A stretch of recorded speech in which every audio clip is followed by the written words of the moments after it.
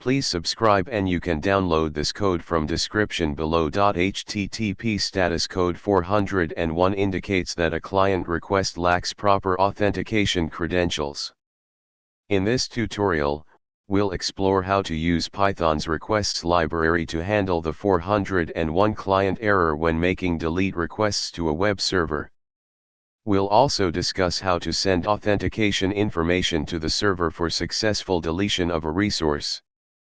Before we begin, make sure you have Python and the requests library installed. You can install requests using pip. When you attempt to access a protected resource without providing valid authentication, the server will respond with a 401 status code. To handle this error, you need to include the necessary authentication information in your request. Let's look at how to use Python requests to handle the 401 client error when making delete requests. We'll assume that the server requires basic authentication, which is one of the most common authentication methods.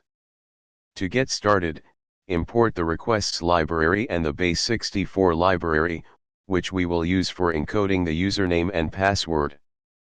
To send a delete request with basic authentication, follow these steps. Here's a code example.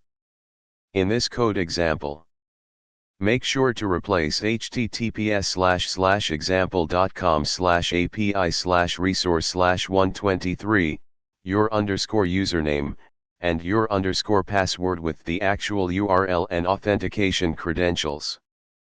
In this tutorial, we've covered how to handle the 401 client error when making delete requests with Python requests. By including proper authentication information, you can ensure that your requests are authorized and successfully delete the desired resources.